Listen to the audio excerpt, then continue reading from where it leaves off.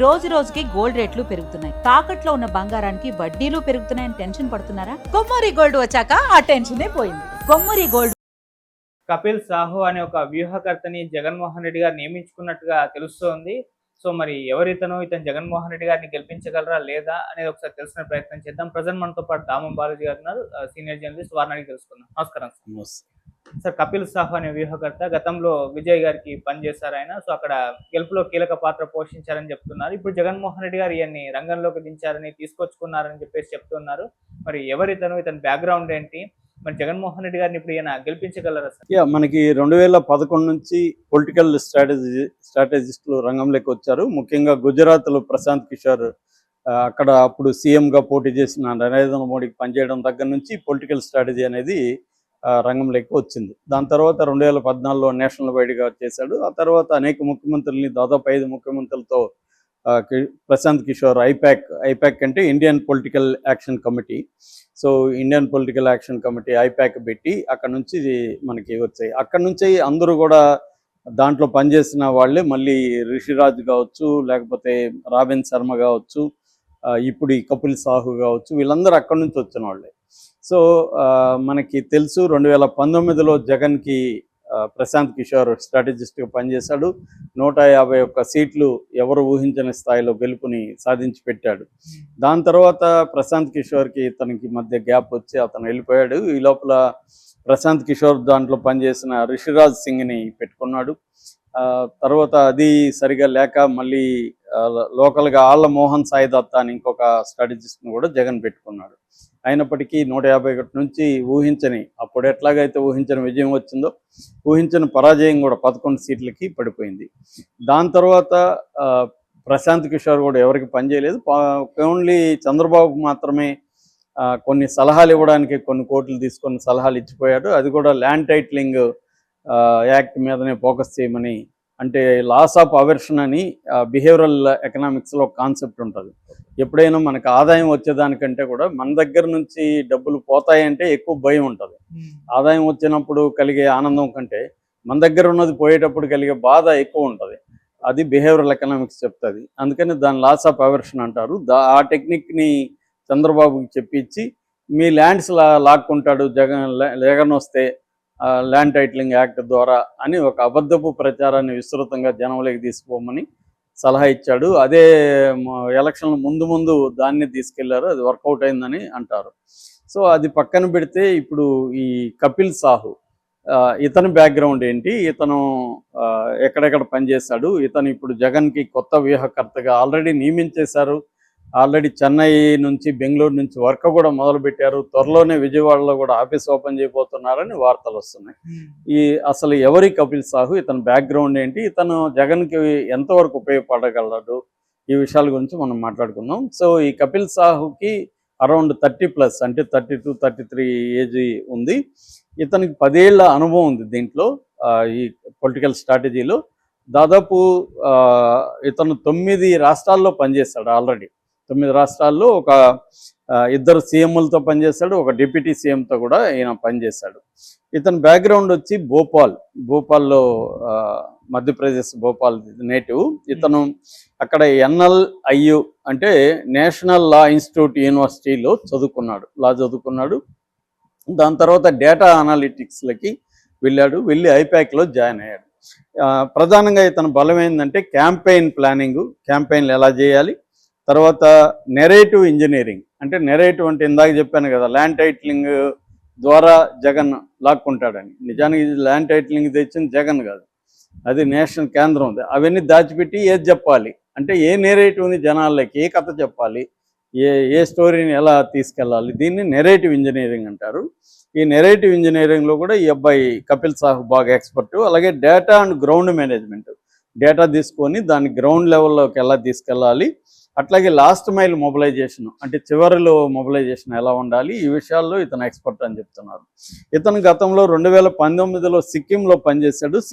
Sikkim democratic front తరఫున ఇతను అక్కడ స్ట్రాటజిస్ట్గా పనిచేశాడు. 2020లో ఢిల్లీ ఎన్నికల్లో విస్తరణ కోసం అతను ఢిల్లీ ఎన్నికల్లో మళ్ళీ తీసుకురావడానికి పనిచేశాడు. అప్పుడు రాఘవ్ చద్దా మొన్ననే ఈ మధ్య బీజేపీలో చేరాడు, ఎంపీ.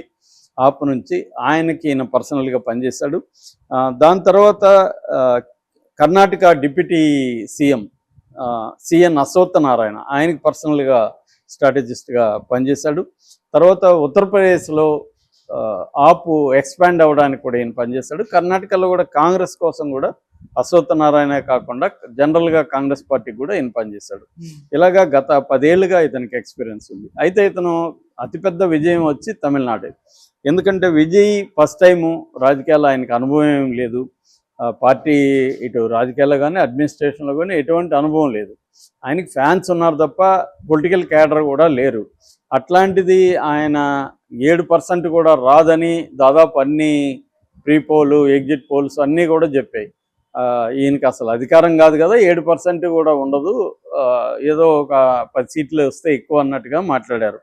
అలాంటిది 35% ఓట్ షేరు, 108 సీట్లు సాధించిన అతిపెద్ద పార్టీగా అవతరించడం వెనక ఈ కపిల్ సాహు స్ట్రాటజీస్ ఉన్నాయని చెప్తారు. అంటే ఇతను ఏం చేశాడంటే వాళ్ళ ఫ్యాన్స్ను, వీళ్ళ ఫ్యాన్స్ అంతా రా మెటీరియల్ అనిగా పరిగణించి వాళ్ళని ఎట్లా పొలిటికల్ క్యాడర్గా మార్చాలి అని చెప్పి బూత్ లెవెల్ మేనేజ్మెంటే అల్టిమేట్గా ఎలక్షన్లో విన్నింగ్ తీసుకొచ్చేది, పాత్ర తీసుకొచ్చేది బూత్ లెవెల్ మేనేజ్మెంట్. ఆ బూత్ లెవెల్లో ఓటర్లకి దగ్గరగా ఉండే వాళ్ళని చూసి ఫ్యాన్స్ని అంతా కూడా బూత్ లెవెల్ ఏజెంట్లుగా ట్రైనింగ్ ఇచ్చి వాళ్ళకి ఎలక్షన్ అంటే ఏంటి, ఎలక్షన్లో ఓట్లు ఎలా పడతాయి, మనం ఎలా ఆర్గనైజ్ చేయాలి, ఇవన్నీ కూడా ఫ్యాన్స్ని పొలిటికల్ క్యాడర్గా మార్చి బూత్ లెవెల్ ఏజెంట్లకు మార్చడంలో ఈయన రోల్ ప్రధానంగా ఉందని చెప్తారు. అట్లాగే ఆర్గనైజేషన్ స్ట్రక్చర్ని కూడా తీసుకొచ్చి ఎక్కడికక్కడ వీళ్ళకి ఒక ఆర్గనైజేషన్ స్ట్రక్చర్ ఇచ్చి ఒక జిల్లా కమిటీ, ఒక స్టేట్ కమిటీ, ఒక రీజనల్ కమిటీస్, లేకపోతే లోకల్ కమిటీస్, దానికంత స్ట్రక్చరు ఎలా వర్క్ చేయాలి, ఇవన్నీ కూడా కపిల్ సాహుని చేశాడు. దాదాపు 2 ఏళ్ళుగా ఈ అబ్బాయి తమిళనాడులో ఎలక్షన్లకు ముందు 2 ఏళ్ళ నుంచి కూడా ఈ అబ్బాయి దీనికోసమే పనిచేస్తున్నాడు. అన్నిటికంటే యూత్ మీద, ఫస్ట్ టైం ఓటర్స్ మీద ఫోకస్ చేశారు. జంజీ అంటాం కదా, జంజీ మీద ఈ అబ్బాయి ఎక్కువ ఫోకస్ చేసి డీటెయిల్ మార్కెటింగ్ మీద ఎక్కువగా ఫోకస్ పెట్టాడు. డీటెయిల్ మార్కెటింగ్ గ్రౌండ్ లెవెల్, ఈ అబ్బాయి బలం కూడా అదే, దాన్ని ఈ అబ్బాయి అమలు చేశాడు. అంటే ఎక్కువగా ఈ జంజీ ఎక్కువగా సోషల్ మీడియాలో ఉంటారు కాబట్టి వాళ్ళని రీచ్ అవ్వాలంటే చిన్న చిన్న షార్ట్ వీడియోలు క్రియేట్ చేయడం, మీమ్స్ క్రియేట్ చేయడం, విజయ్ పొలిటికల్ డైలాగ్స్ని ఒక ఎఫెక్టివ్గా చెప్పడం, విజయ్ పాలసీలను ఎఫెక్టివ్గా చెప్పడం, ఇవన్నీ కూడా ఏంటంటే షార్ట్ వీడియోలు చేసి, మీమ్స్ చేసి, ఫన్నీగా చేసి, సెటైరికల్గా చేసి తీసుకెళ్ళడం. అట్లాగే ద్రవిడియన్ 2 పార్టీలని అటాక్ చేయడం. అందుకనే విజయ్ 234 సీట్లలో పోటీ చేయడం కూడా, అంటే పొత్తు పెట్టుకోవడానికి ఇటు బీజేపీ ఇటు ఏఐడిఎంకే ట్రై చేసినప్పటికీ విజయ్ ఎందుకు పొత్తు పెట్టుకోలేదంటే మనం ఖచ్చితంగా గెలుస్తాము, ఇండిపెండెంట్గా వెళ్దాం అనే ఒక కాన్ఫిడెన్స్తో కపిల్ సాహు ఇచ్చిన స్ట్రాటజీస్తోనే వెళ్ళాడని చెప్తున్నారు. సో అది కపిల్ సాహు బ్యాక్గ్రౌండ్. అంటే క్లియర్గా విజయ్ క్రైసిస్ మేనేజ్మెంట్ 2 సమస్యలు వచ్చాయి విజయ్కి. ఒకటి కరూరు, అదైతే ఇంక విజయ్ పొలిటికల్ కెరీర్ పరిసమాప్తం అనుకున్నారు అందరూ, అయిపోయింది మటాష్ అని. ఎందుకంటే 41 మంది చనిపోయారు. అది కూడా విజయ్ తప్పు ఉంది. మధ్యాహ్నం వస్తానన్నాడు, ఈవినింగ్ వరకు రాలేదు. అక్కడ చిన్న ప్లేసు, ఎక్కువ మంది వస్తారని తెలిసి కూడా ఆ ప్లేస్ ఇరుకు ప్లేస్ని ఎన్నుకున్నారు. అందువల్ల 41 మంది చనిపోయినారు. పైగా బీజేపీ ఇటువైపు డిఎంకే గవర్నమెంటు, వీళ్ళు చాలా హడావిడి ఉంది. అంత అయిపోయింది ఇంక విజయ్ పని, లైఫ్ స్పాయిల్ అనుకున్నారు. కానీ దాని నుంచి బయటపడేయడంలో కూడా కపిల్ సాహు రోల్ ఉందని చెప్తున్నారు. రెండవది పర్సనల్, సంగీత భార్య, ఇటు ప్రియురాలు త్రిష, ఇద్దరి మధ్య ఇది, ఆమె కోర్టుకు వెళ్ళింది విడాకులకి. ఈ ఇష్యూ కూడా చాలా పెద్ద ఇదైంది.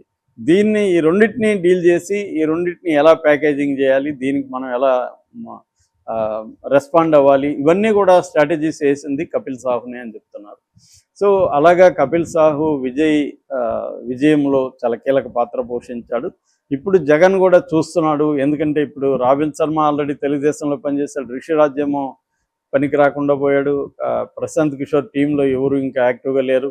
అందుకని విజయ్ని కాంటాక్ట్ చేశాడని చెప్తున్నారు. ఎందుకంటే బ్రదర్ వర్స్ అయ్యే, జగన్కి బ్రదర్ వర్స్ అయ్యే వైఎస్ అనిల్ కుమార్ రెడ్డి విజయ్కి చాలా క్లోజ్ ఫ్రెండ్ అని చెప్తున్నారు. సో అనిల్ ద్వారా విజయ్ని కాంటాక్ట్ చేసి విజయ్ అసెస్మెంట్ ఏంటి, ఈ కపిల్ సాహుని పనిచేయించుకోవచ్చా, అతను ఫ్లెక్సిబుల్గా ఉంటాడా, లేకపోతే అతనికి ఈగో ఏమన్నా ఉందా ఏంటి, ఇవన్నీ కనుక్కొని అతని మైనస్లు ప్లస్లు కనుక్కొని విజయ్ రికమెండ్ చేశాడు, ఖచ్చితంగా మీరు చేసుకోవచ్చు, అతను ఖచ్చితంగా హెల్ప్ అవుతాడు, నాకు హెల్ప్ అయ్యాడు, ఇవాళ జంజీని డీల్ చేయడంలో ఎక్స్పర్ట్ అతను, ఇంకెవరు లేరు దేశంలో అని చెప్పాడని.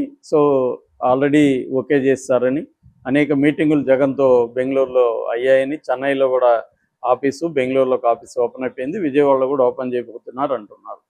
సో అది కానీ జరిగితే ఇక్కడ జంజీకి, ఎందుకంటే ఆల్రెడీ జంజీకి మద్దతు ఇస్తున్నట్టు ఇంతకుముందు కూడా డైరెక్ట్గా కాకపోయినా ఇండైరెక్ట్గా జగన్ మాట్లాడాడు, కొంత జంజీకి ప్రోగా ఉన్నట్టుగా ఆయన మాట్లాడుతున్నాడు.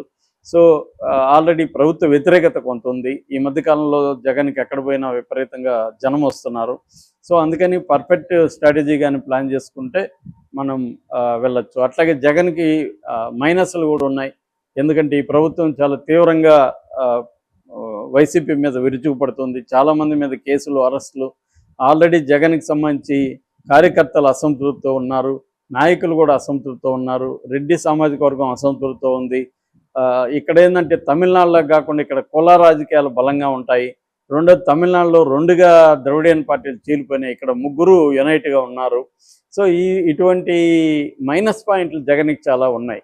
దాన్నంతా అధిగమించి ప్లస్ పాయింట్లని, అంటే తను దాని ఏమంటారు, ఉచిత పథకాల్లో ఎక్స్పర్ట్, తనకి ఇప్పటికి కూడా జగనే బాగా చేశాడనే అభిప్రాయం జనంలో ఉంది. అప్పుల్లో కూడా జగన్ కంటే ఈ ప్రభుత్వం అప్పులు ఎక్కువ చేస్తున్నారనే అభిప్రాయం ఉంది. ఇట్లా ఈ ప్రభుత్వం మైనస్లు, జగన్ ప్లస్లు, వీటన్నిటిని బ్యాలెన్స్ చేసి జగన్ మైనస్లు, ఈ ప్రభుత్వంలో ఉండే ప్లస్లు, వీటన్నిటిని చూసుకొని స్ట్రాటజీలు రూపొందించి ఈ నిరుత్సాహంలో ఉన్న కేడర్ని, పార్టీని మళ్ళీ ఉత్సాహపరిచి నిలబెట్టేదానికి కపిల్ సాహు ఏ మేరకు జగన్కు పనికొస్తాడనేది చూడాలి. Okay, thank you so much.